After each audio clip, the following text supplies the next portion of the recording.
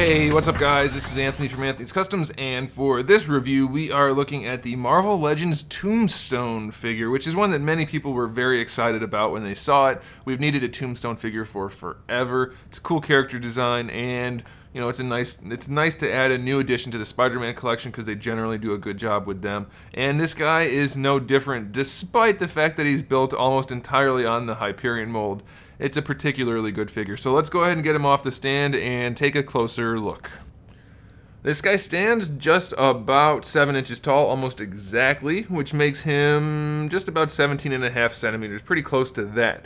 First thing to note, no accessories with this guy. So that is kind of a bummer, though there's none that really need to come with him, so I guess that's okay. Second thing to note, almost entirely Hyperion. The only new parts, other than the head, are the torso and the crotch. And then, of course, these little straps, which even them, I think we might have seen these before somewhere else, because they don't fit on this guy for crap anyway. But anyway, those don't really matter. So, is that a good thing? It's a fantastic thing. You guys know how I feel about the Hyperion Torso and his ankles, and both of those things are remedied in this figure. He's got a brand new torso. Look at the profile on that torso. It's so much better than the Hyperion one. It's so much better. New ab crunch, which is hidden perfectly by his shirt, so you can barely tell that it's there.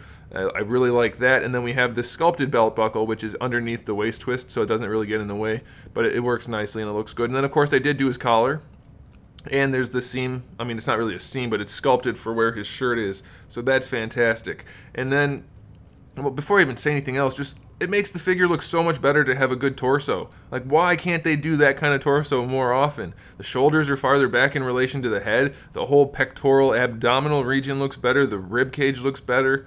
Just why? Why did we get so many of that Hyperion mold when they can do this on basically the same mold? Why?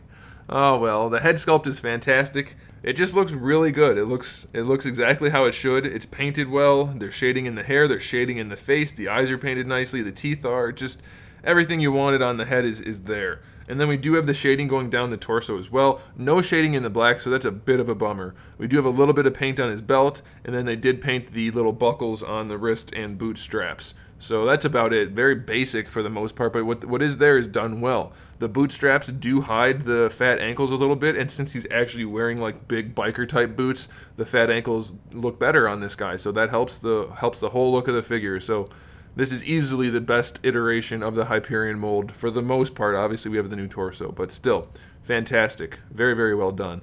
And so let's go ahead and talk about the articulation. The head can rotate, of course, and then we do have the hinge. Though you're not going to get much out of it, it is there, and it works okay, and the head sits pretty well on top of it. I mean, you can technically see inside a little bit, but overall, I think the head's pretty well located. Maybe the shoulders could come up a little bit, but I'm pretty much okay with it. We do get the arms all the way out to the side, no problem. This is nothing really new, even though the socket's new, the arms are all the same, so full range, everywhere you expect. The wrists have a swivel and a hinge, you know, we've seen this part a whole bunch. The ab crunch goes back one notch. They still didn't sculpt above those abs. Why? Why can't they do that? It's like the little things. Wouldn't have been that hard. Could have done it. And then going forward, you get a few notches, and they sculpted it through on the back, but not on the front. What the heck? But yeah, you get pretty good range out of that, so that's good, and it doesn't give him a pot belly, so that's good. Waist twist is fine. Hips come all the way forward, still really good range out of those. To the sides, yeah, a little bit better than 45. You have a thigh swivel, works just fine. Double jointed knee, other than being bulky, it works just fine. Boot swivel works just fine. Ankles go all the way back and pretty far forward, and you get your rotation, which doesn't even really need the extra swivel. It gives you pretty good range. Now, the pictures for this guy on the back of the box show these things, like, or maybe it wasn't on the back of the box, I don't know where I looked, maybe it was comic art. These things like being down around the bottom, and they don't fit going up, they only fit about halfway up, so I'm not sure what we were really supposed to do with them. Same thing for the wrists, I guess they just go right down to the joint.